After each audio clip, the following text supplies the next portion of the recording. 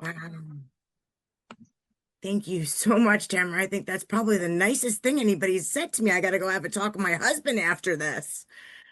My name is Beth, and I am an alcoholic. So I normally start off with my statistics. My sobriety date is August 1st of 2017. I have a home group. That home group is by the book. It's in Atlantic Highlands, New Jersey. If you're not sure where that is, draw a straight line down through Wall Street, and you will find Atlantic Highlands. I have a service sponsor for the love of AA. Sometimes you guys really bug me, but I want to keep this fellowship alive for those to come. So I try to stay right sized and practice these principles and stay in all three sides of our triangle.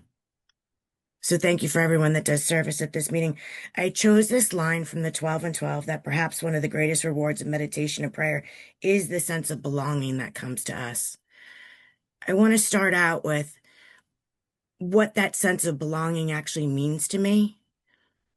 When I came into AA and I wrote my first fourth step, it was like, yeah, I take things personally. Yeah, I'm impatient. Yeah, I find out all these things where I definitely need a God because the way I've been showing up running self-will run riot and self-reliance, it doesn't look pretty. And of course, I don't want to keep operating that way. But it's like the longer I'm sober and the more that I read this literature, things start to take a different spin the longer I'm sober. And so when I look at that sense of belonging, right? In the beginning, when I came in, it's like I knew that I suffered from a seemingly hopeless state of mind, right? Seemingly means it seems like every problem that I had in early sobriety was the worst thing in the world, and I wasn't going to survive it. And I would call my sponsor with whatever problem, and she would tell me that I only had one problem, and that was me. And then I would get pissed off at her and say, "How dare you? Don't you know my problems are real?" That sense of belonging that I'm talking about today is that she was actually right that I only had one problem, and that one problem was conscious separation. But I didn't really know what that meant. So when I got into the 11th step and you guys told me that I was undisciplined, undisciplined to me sounded like a punishment, and I had to learn that undisciplined meant that I had to take the steps, but I also had to start practicing the disciplines of this program so that I could achieve conscious contact with God. And that it's so true that my one problem is me, but it's that conscious separation that I not only get consciously separated from God, but normally I get consciously separated from you and I get consciously separated from me, and I don't even realize that I'm consciously separated from God. So today, at my little 8 years sober, I've realized that there's three types of relationships in my life. There's my relationship with all of you, the outside of me. There's my relationship with myself. And there's my relationship with God. But if my relationship with God isn't right, then my relationship with myself and with you isn't right. But it's often that I don't realize that my relationship with God isn't right until I see that my relationship with you or myself isn't right. And what I mean by that is like when we talk about the unmanageability in the first step, having trouble with personal relationships. That's unmanageability, but that's also separation from God. I never had relationships with people. All I ever did was have reactionships. You say something I don't like, I'm reacting. You aren't in harmony with my opinions and ideas. I give you a running stream of my thoughts. Somebody pronounces the word anonymity wrong. I want to scream out and correct you in a meeting and tell you how to pronounce it right because I didn't know what I can still suffer from today is that conscious separation, this ego, this bondage of self that shows up with self-righteousness and better than and worshiping my feelings because I want to feel amazing all the time and I don't ever want to feel uncomfortable and life should be fair and all these old ideas and beliefs. The result was nil until I let go absolutely. Which is why the 11th step is so important for me. That sense of belonging is still that ego in me, aka that bondage of self, which creates that separation between me and you, between me and God's kids. And it still happens quite often in my life. I have an ego that's just obsessed with itself. But the gift that I get in Alcoholics Anonymous through that prayer and meditation is I get to see that separation a little quicker than I used to. Not all the time because I'm still human, but I want to also let you know that the ego has a very mean voice inside of me that likes to beat the crap out of myself and punish me or bring up things like fear. And therefore, again, I go back in that separation where I'm disconnected from God. Excuse me. So that ego that's obsessed with itself, I love in AA Comes of Age, Dr. Harry Tebow says, and this nailed me when he says it. The typical alcoholic has a narcissistic, egocentric core. My mother used to call me a narcissist before I got into this program, and I used to just say, screw her, she's the narcissist. I didn't realize that I'm always a victim in my own life, and I'm always making a victim of myself, of you. I've been running around my entire life going, you make me feel. Because I want you to make me feel amazing and wonderful all the time, and you're not hitting your lines when you're interacting with me. And so that sense of belonging I don't have because I'm creating separation because I'm already making demands on what I need to be okay, and you're not hitting that mark. And that's where those character defects, or what I call defenses or defects, start showing up. The things that I'm thinking about, you're not hitting your mark, you're not making me feel amazing. All of a sudden, I got to unleash one of these things on you because I need, something's missing. And it's absolutely insane that that's how I can still behave to this day. But thank God I have a program of action where I make amends. My husband doesn't do the dishes for 3 days and my hair goes on fire. It's his job to do the dishes in our house. When he doesn't do the dishes for the third day, what ends up happening is this ego, this separated mind begins to play a really scary movie in my head because it's all about Beth. He's not doing the dishes. And then this movie turns on and see, there's a perverse payoff. I'm the star of my own scary movie. That's the insanity. And there's a perverse payoff in staying stuck in that. See, I can be self-righteous towards him. I don't have to forgive him and let him off the hook. I can allow that ego and that separated mind to just have a good think about what he's not doing for me and allow that movie to just take over and, go off the charts. If he doesn't do the dishes for a fourth time, then I'm going to be a dramatic, grandiose alcoholic and I'm going to say he's never going to do the dishes because that's how I operate. So dramatic that he's never going to do them. That conscious separation from God, when I'm actually in prayer and meditation, I actually get intuitive thoughts the more I stay disciplined in doing these things that the 11th step tells me to do. Right? When I do my nightly inventory and it's amazing. I've got plenty of sponsees. It's like we find something that works so well for us, and we're the only people in the world that after we find out how well it works, we just stop doing it. We just don't feel like doing it. I gotta say, I have never let up on this program because I've seen what happens to my sponsees, and it's not pretty. And this is the easier, softer way for me to make that connection with God, to sit in the morning in prayer. It says when we look at our morning plans, it's not that I go look at my calendar and that's just normal 101 living to see what I have on my plate for the day. That's just showing up to life the way I should have been all along. I actually look at my nightly inventory the night before because that's what's showing me as I go throughout my day where I'm disconnected from God, where I'm creating separation between me and God's kids, or where I'm disconnected between me and God with myself because I have a really mean voice in my head. It loves to beat the crap out of me.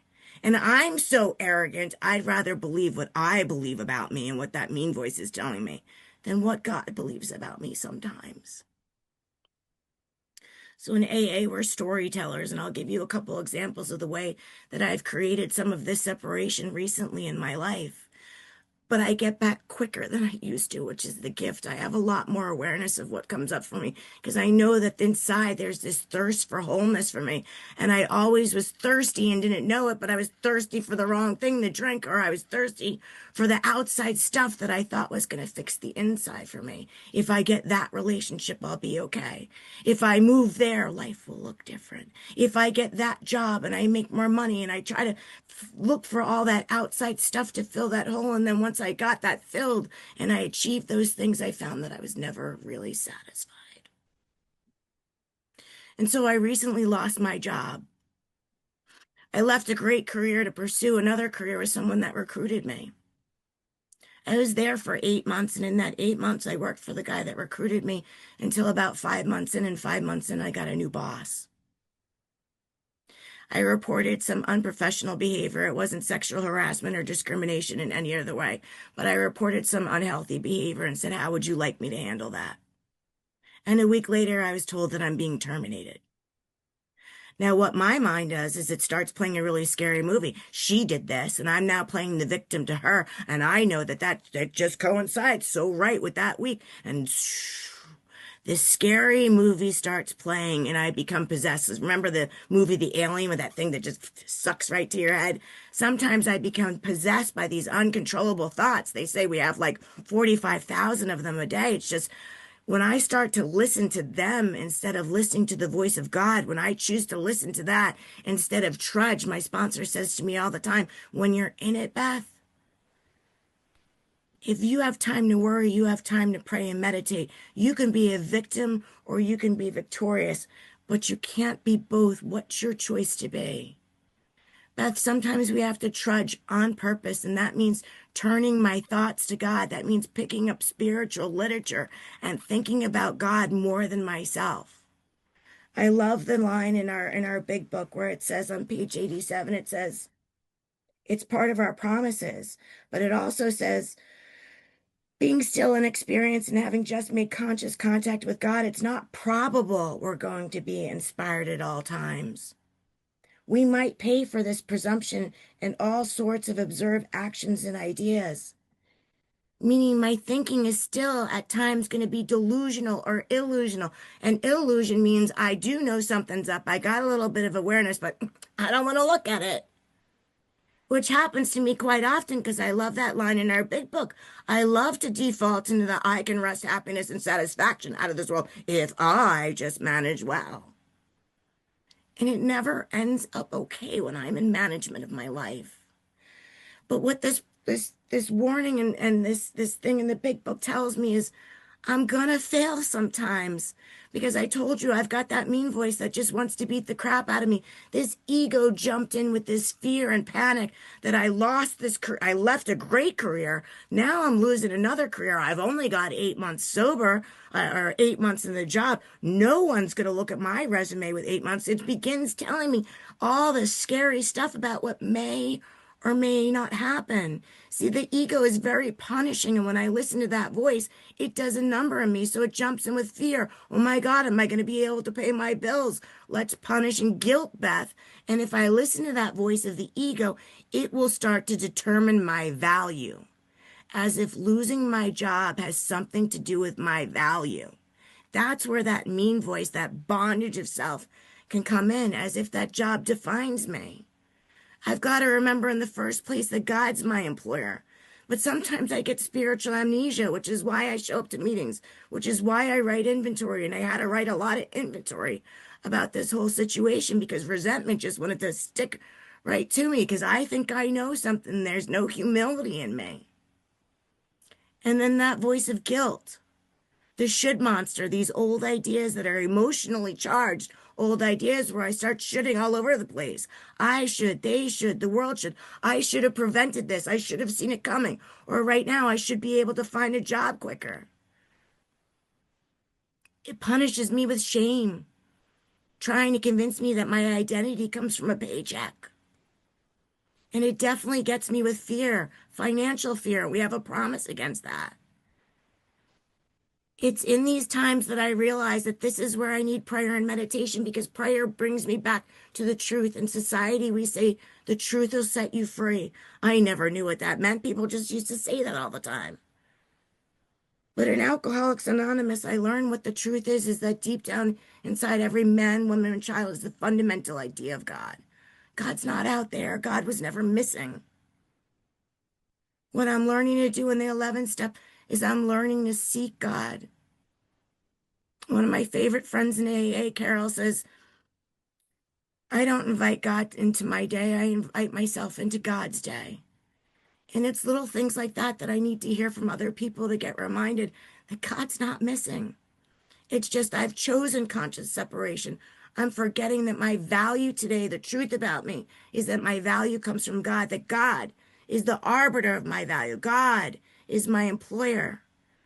But I need reminders of this because, like I said, how many of us get into this program? Things start going great. We get the job, we get the husband or the wife, the family starts liking us again, and we let up on the spiritual program of action. Or in my case, I haven't let up, but life is happening. And I look at these old ideas and beliefs, and one of them is that life should always be fair, which is absolutely absurd, is not fair. And instead of asking the question why, I've learned that why is not a spiritual question, unless it's why not me? Maybe the gift that I'm going to get, because hindsight is always 2020. I live life forwards. I understand it backwards. Our big book says on page like 101, in looking back, when we placed everything in God's hands, right? Everything that I get to go through in life is a teacher for me. Where I trip is where my treasure is. The greatest gift that I get in Alcoholics Anonymous today is the awareness of this stuff that comes up and creates this separation between me and God. Or let's talk about the separation between me and you. I'm interviewing. I'm interviewing with a company that I worked for and I had that career with before. I've got the talent acquisition recruiter on the phone. She's telling me how much they love me and they want me back and blah, blah, blah, blah, blah. Can you show up for a meeting at Friday at 1 o'clock? Absolutely. Check my calendar. I can do it. Well, I wake up Friday morning and I don't have an invite from her yet. And so I send her an email, a gracious, kind email. Am I still going to have that interview at 1 o'clock today? Please send me the invite meeting. She didn't respond, so I waited till 12:45. She's not, the story begins, she's not taking me hostage for the rest of the day. I got things to do. I got errands to run. I run over to Costco and I get out in my car and I see that I have an email from her at 1:30 and it's now 2 o'clock. And it says, can you hop on a call right now for this interview? I probably could have, but what I've learned in Alcoholics Anonymous is that I am enough because of God, that I do have value, that I don't have to operate out of the ego's trilogy of the triangle, what I call fear, anger, guilt. Whenever I am in that bondage of fear, anger, and guilt, when I make decisions based on fear, anger, or guilt, what I end up with is more fear, anger, and guilt. So I realized that I want to operate in fear and take that interview from the car in Costco because I'm afraid. I want a job. I want to prove I'm valuable and I got to get it. It's in those moments where I'm pausing and I'm praying and I'm hearing intuitive thoughts. Not all the time. I'm still human. But I don't need to operate in fear in this moment. And it probably would have been a good interview if I did it from the car at Costco anyways. I want to be prepared for these things, and I get to honor that piece of me. See, God has given me gifts, talents, and abilities, or what our book calls in the fourth step, or in the seventh step, in the 12 and 12, values. I value being a hard worker. I value giving you my full attention. And if I abandon that, what I'm going to do is have that mean voice beating the crap out of me. That's not God. That's the ego. So I know I'm so grateful for the awareness of these things. Sometimes I just operate on self-will and self-reliance, but I do it a lot less often. I like to say that I have big islands of peace in my life, but sometimes I go for a swim. So I'm able to email that recruiter that I can't do it, but I'm perfectly available on Monday. I'm happy to say I reported I had that interview Monday and I landed the second one today. See, my job is to keep conscious contact with God and not operate on all these humanly things that are going to send me into a tailspin where I'm going to be fearful, afraid, angry, and well, anger is always fear, but end up doing things that go against my values, which God has given me. And so the gift is that I get to operate and honor that piece of truth in me without fearing that I'm not going to get the job. See, ego is always creating this story. I'm at the district meeting last month. They made a decision the month before at a business at the district meeting that I wasn't at to have the DCM rotate according to the area, but the rest of the district wasn't going to rotate. But they didn't realize that the district rotates differently than the area. So when the minutes came up, I raised my hand and I said, well, if the DCMs rotate with the area, they won't be rotating with the rest of the district. Real simple, laid out the facts. Well, the secretary had a conniption because I guess it wasn't her idea. I don't know, but the mind tells me a story. The secretary reported basically everything that I said back, basically in a really long, drawn out way. And so the mind starts going, well, first of all, I did it better. Self-justification, self-righteousness, all this craziness. And when I get home and I write my like inventory, all the craziness in my head is driven by one thing. One thing that Bill talks about even in his emotional sobriety letter. I've been seeking prestige and respect, and I'm looking for recognition in this time. I want to be recognized for my smarts and brilliance because I was the one that brought it up. It's absolutely insane what this mind tells me. These things that create separation between me and this poor district secretary. Now, I didn't spray the repellent of my selfish self-centeredness, thank God, but still, thought. Actions are born in thought. These are the things that I watch, turn, ask. These are the things that make my nightly inventory because upon awakening, I have to look at this stuff to see where I need God because this stuff doesn't disappear. I don't get white as snow the more time I have sober. The gift that I get is the awareness of where I default to, where these defenses are, where I go back to the familiar because I'm not going to be able to fix these things on my own. I'm not a self-improvement project. It is through prayer and meditation that God changes my character. Prayer doesn't change my circumstances, but what it does is it has the power to change me. I've learned in Alcoholics Anonymous, my sponsor dumbed it down for me real easy. That made it real simple for me. I'm either coming from a place of fear or I'm coming from a place of love. So if it's not love, it's got to be fear. And I use that often just to right size myself in the moment, to know where I need God. Because of myself, I am not going to act right.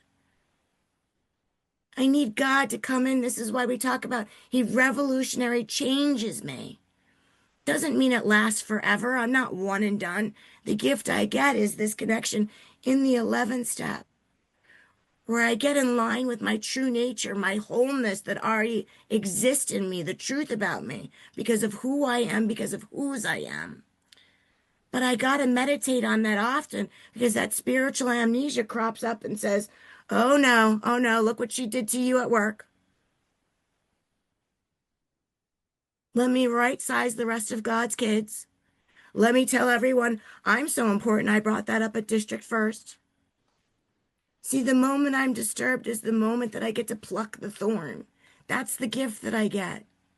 But I'm not always willing to do it as quickly as I want to. Sometimes I like the little bit of rise and a little bit of self-righteousness, which means I'm not finding it objectionable in step 6, which means I don't even have a step 7 to humbly go to God and ask Him for a new perspective in this moment.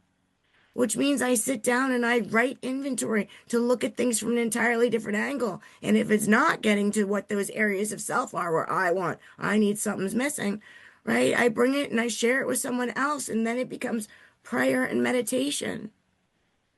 Sometimes I just have to simply ask myself, if I didn't have this fear or anger right now, what would God have me be? My mom has borderline personality disorder and OCD. She's very difficult to deal with. I believe my mom loves me, but she calls me things like evil and a bunch of words that I won't repeat.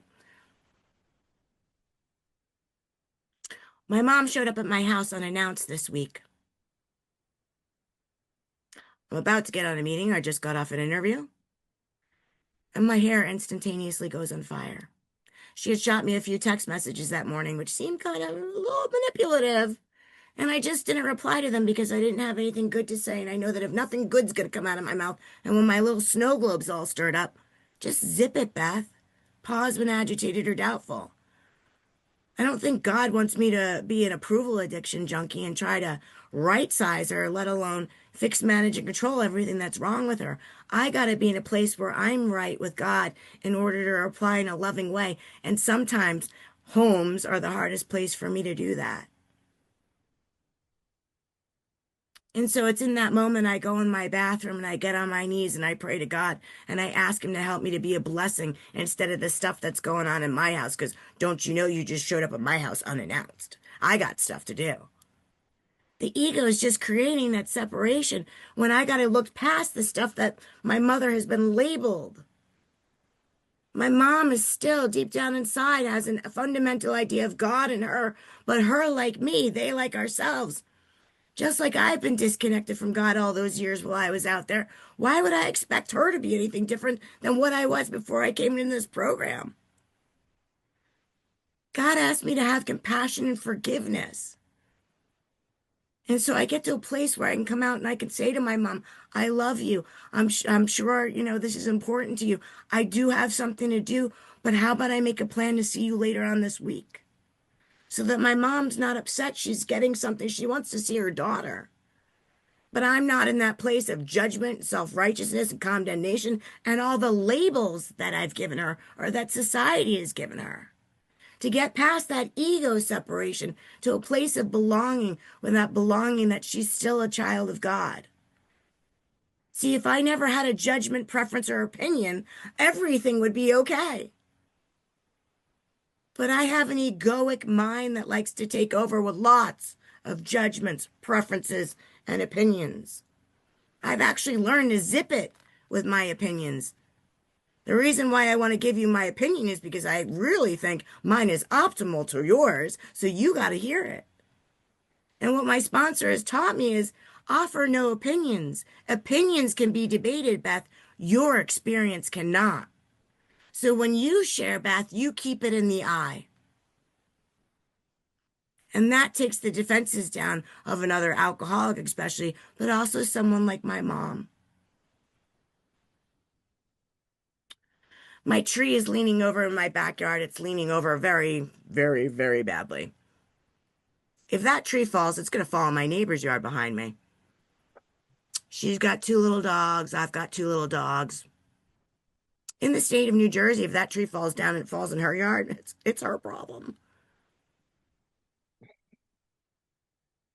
But it's not sitting right with me, and I want to get that tree cut down, and I'm going to pay $4,000 to get that tree cut down. So I make a plan with the neighbor. It's got to be in the winter. She's got a gorgeous pool, and we don't want chainsaw oil and sawdust in that pool. I want to make sure that she's home so that her two little dogs can be inside. I call the tree company and we make an arrangement to have this done. I'm working from home that day. The tree guys put all their equipment in my backyard, and they're back there for about 5 minutes before I hear my front door knock, knock, knock. I open my front door, and these tree guys proceed to tell me that they were going to temporarily take down her wooden fence because they didn't want to damage it. She had some choice words to say to them, and they decided to not do the work. And so they're proceeding to tell me this on my front porch, and she pulls in my driveway like a bat out of hell. Comes running up the stoop where these guys are standing. And I feel that separation, that bondage, that ego that's cropping up through my throat. And I know in that moment, nothing good is going to come out of my mouth. And I don't want to do damage. And I know that, not consciously know that it's separation, but the gift that I get in Alcoholics Anonymous is sometimes I'm a lot more, at least, to where fear, anger, guilt, zip it, say nothing. I said to the tree guys, I said, I will call you later. Thank you. What I said to my neighbor, Deborah, is I realized in that moment I got two choices and they're both alcoholic.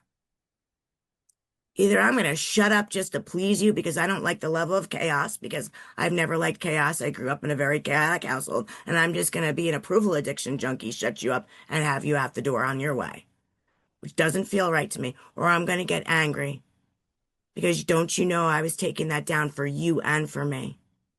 Because anger feels like power to me, and I want power. But anger is really, I'm afraid. But who wants to look at what I'm afraid of? I'd rather just use anger because I've used anger. It's familiar.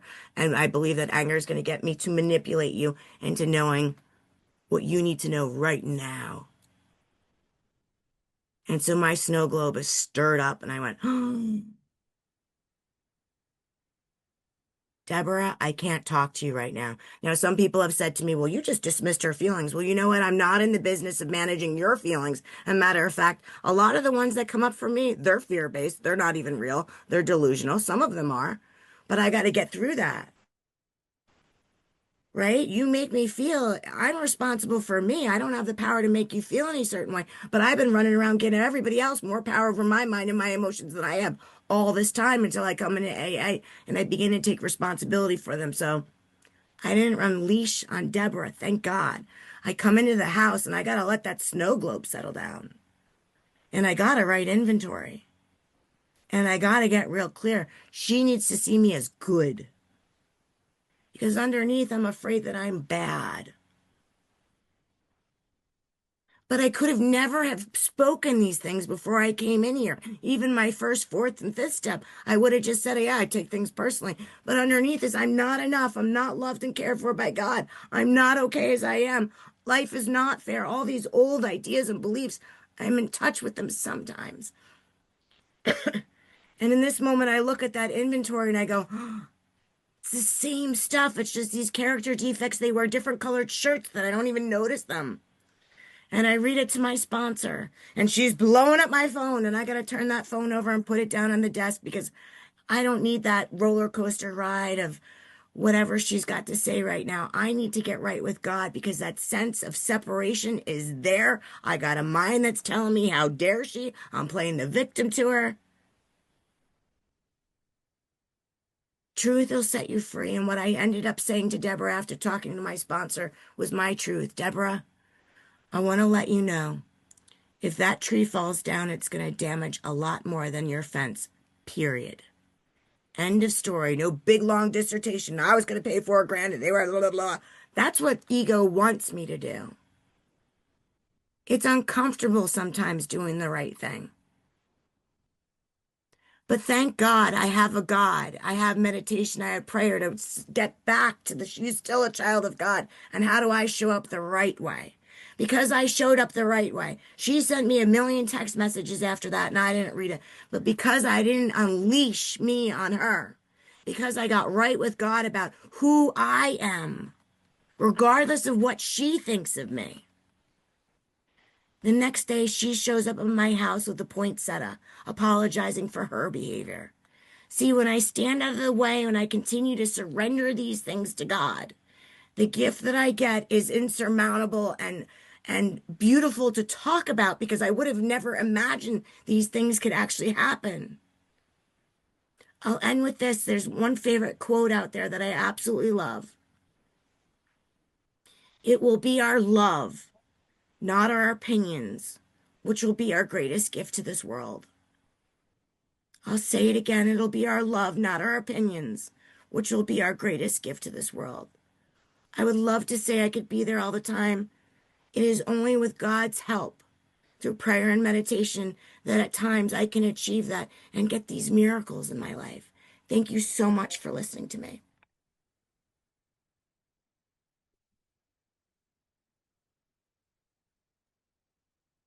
Wow. Wow, Beth. Thank you so, so much. That was incredibly powerful. Thank you. We will now open the meeting for Q&A. Please note that in this meeting, we encourage asking questions rather than only comments. If you are moved to make a comment, please be mindful of the time and keep it brief. So I will now hand over the Q&A portion of the meeting to Alice. Hi, family. I am Alice and I'm an alcoholic. Beth, thank you for accepting the invitation. I really appreciate you and thank you for your honesty this evening. I'm thrilled that Mary Beth already has her hand up. Mary Beth, please do come in. Hi, good evening, everyone. My name is Mary Beth, and I am an alcoholic. And Beth, I am so grateful that I'm on this meeting tonight, and you have just touched my heart. I felt you. I felt when you were talking about that separation with God, and I love you even more now than I ever did, Beth. I identified with so much. And the one thing that I love about you, Beth, is you do speak up. And never quiet that beautiful voice of yours down because it really expresses a lot. Because I do know what you were talking about. I do know personally. So, but you said so much and you said it with such feeling. And I've never heard you speak before, aside from our little once a month thing that we do. And but you spoke so articulately and about the ego. I identify so much with the ego and how controlling it is, and just about the fear. And I just want to say I'm just very grateful and thank you so much, Beth. I feel like now I know you a little bit more, so thank you for sharing, Beth. Thank you. Thank you, Mary Beth. So, folks, this was an opportunity to really talk about belonging, and Beth laid out a lot of information. I'd love to see some more hands. Calvin, you are up. Hello, everybody. Thank you for first thing. Thank you, Alice. And, and Beth, thank you for your share. What I like to, say is that it was good spending time with you Saturday. You know what I'm saying? That was a great conference we was at. And you did a great job of speaking, everybody told me. It was a pleasure to meet you. And we had a great time there. I know I felt the love. Me and Lana really felt love there. Man, it was great. But I like to really to ask about the when you talk about separating from God and I'm separated from you. And when that happens, that's not a good place. And you talked about that. That's not a good place. Because they're the same thing. If I'm connected to God, I'm connected to you. If I'm not connected to, they're the same exact thing. You know? If I'm walking around here mad and hating you or disliking you or angry at you, I can tell what my relationship looks like with God.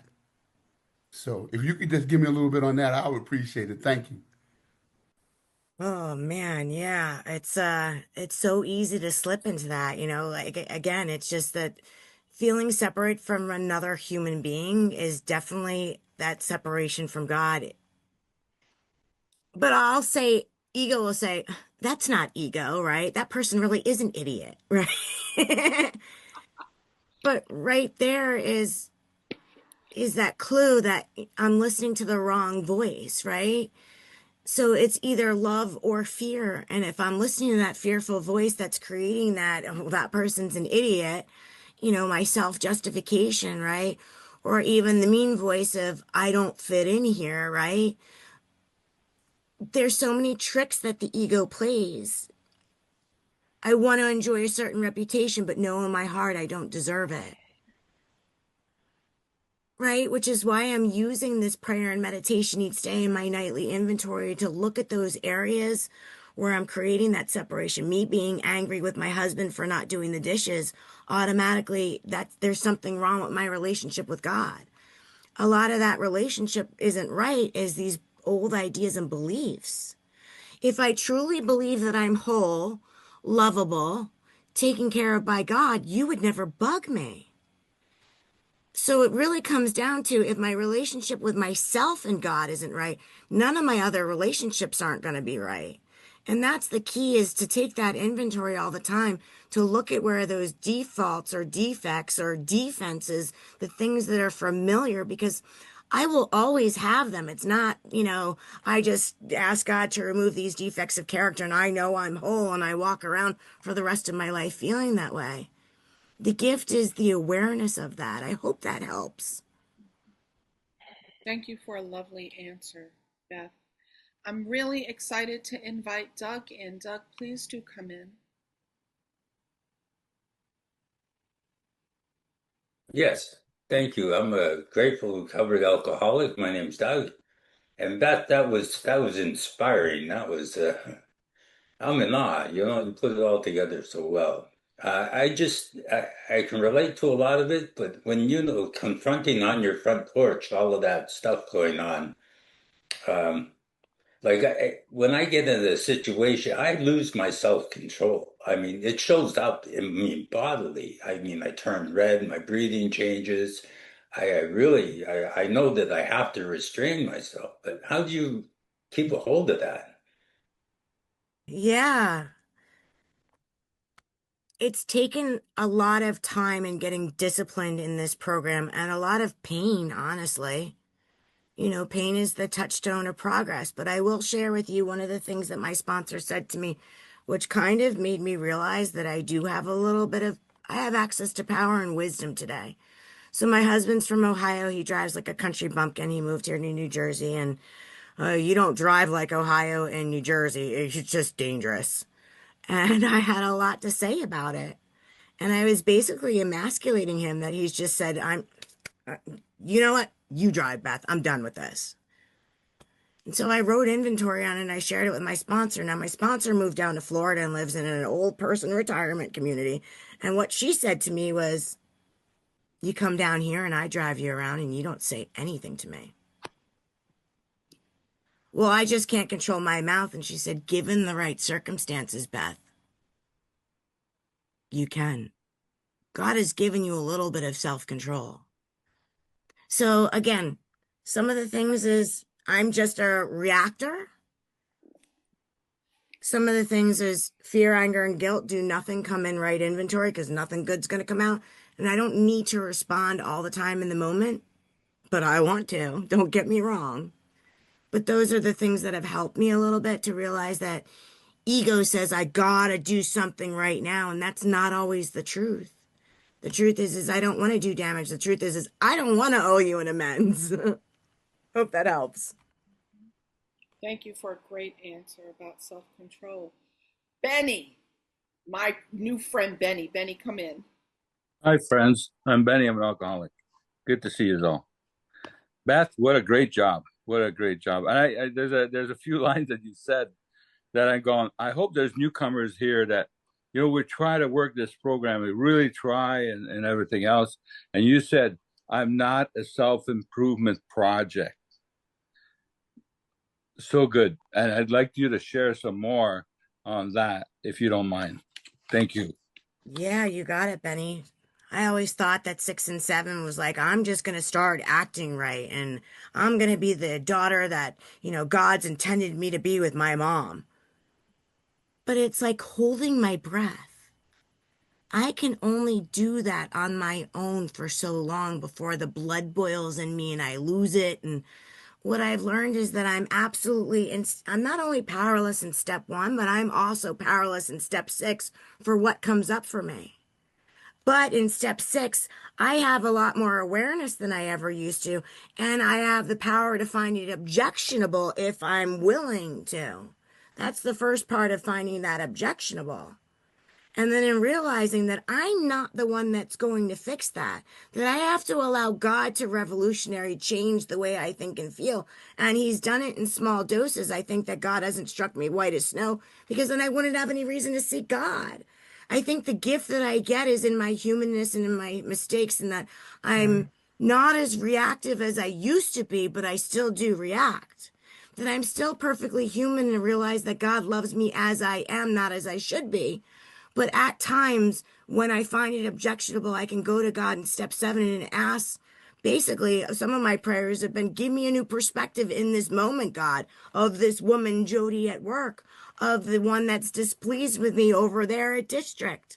Give me a new perspective just so that I don't spray the fearful, selfish self-centeredness in that moment so that I don't owe an amends. And then continue to pray on that, to ask God to take these things or to take me through something else. Because I'm telling you, I prayed for a lot of patience and God's given me a lot of opportunities to use it when I don't want to. But it's possible, right? That I'm not going to change me, but the more I'm able to shine a light on what these things are, to lay them on the altar and keep giving them to God for a new perspective. It's an in the moment and in the next moment, and maybe 30 seconds later, 5 minutes or 2 days later, in the next moment, God, I'll check back in with you when I find it objectionable and ask for a new perspective from him. Thank you. What a great question, Benny, and thank you, Beth, for the answer. Lucky Lorraine, you're up. Thanks. Hey, Alice. My name is Lorraine. I'm alcoholic. Gosh, Beth, that was like a whole talk on answered questions. So it was just amazing, really. And I have islands of peace, but sometimes I take a swim. Thank you. I love it. I always ask the same question because over the years, I've gotten the best books that I've read out of this meeting by asking the speaker, like, what are your favorite spiritual books that you have read? And like, do you have any specific morning stuff that you're reading, meditation books at this moment in time, or Yeah, that you've had? I do. I do. I'd say the first book that I really had an experience after the big book with was going to be Eckhart Tolle's A New Earth. Definitely number one for me. I read it with my sponsees. There's so much. There's Eknath Eshwarn is one of my favorite meditation books. It's To Make the Rivers Flow, and he actually talks about how to meditate. He talks about resentment, things that kind of relate back to AA in our literature. And then I love Untethered Soul. I mean, that was the next step for me after Eckhart Tolle. But I read a lot of Thomas Merton. I mean, I just got so many books. Those are the ones that come right up to the top, though. Lorraine, thank you for asking that question, everybody. Now we've got some additional resources, or we're reminded of some resources. Allie, thank you for turning on your camera. Please come in. Thank you. Thank you so much, Beth. It was really a privilege to hear you. I wanted, part of my question was just going to be to ask you to repeat the quote. I think you referred to it as like a nugget or something about like the importance of offering love versus one's perspective. So that was part of it, to get the clarity on that quote. It'll be our love, not our opinions, which will be the greatest gift we give to the world. Thank you. You're Thanks for that. welcome. Yeah, it's so good. And I was thinking about that. And I don't, this might be something that, maybe I just take your number and I reach out to you, but it really resonated for me when you were talking about your relationship with your mom. I'm someone with a BPD and an OCD diagnosis myself. And I think my sister probably could be in there too, more classically. She has more of like the explosive rage, and I sort of internalize things, but I'm trying to figure out a way to like prioritize offering love and not my opinion or 2 cents, and also sort of to try to keep her safe, which I think is probably just me being codependent and playing God, but I'm sort of watching her in this predicament of finally, after 20 years, getting out of a really abusive marriage, which I'm really proud of her for. Sorry, but Okay. We're so glad that you're here. Please do take Beth's number. Yeah, let's talk. I got lots of experience. Yeah, maybe it's for outside, but yeah, just wondering how to like show up for her with love, but also I'm watching her get into like immediately another relationship that I have like a lot of red flags about, and it's like it's not my place and it's not my side of the street, but it's really painful to see I'm her getting. unemployed right now, so you can call me tomorrow and Okay. we will talk. We will have a long talk.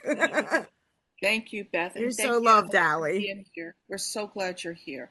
Tamara, you have got the last question. We are really short on time, but I wanted to acknowledge your hand. Thanks, Alice, for your service. Beth, top drawer. You killed it. Thank you so much. Brilliant talk. And so my question is, when you take your daily inventory, which would be 10 and 11, what have you become increasingly aware of, and what shortcomings have been completely removed or diminished from your life? Definitely the one that's been diminished from my life is taking things personally. I still do on occasion, but not as often as I used to. Not everything's all about me, which is freaking great, thank goodness. But still, like lately, the self-righteousness comes up in these situations that I explained about the job. And the reason for that is that old idea and belief that my value comes. It's easier to play the victim to these situations than to forget who I am in God's eyes. And so that's the one that's been coming up for me a lot lately. Thank you, Beth, for a great talk and a great Q&A. Pat, back to you.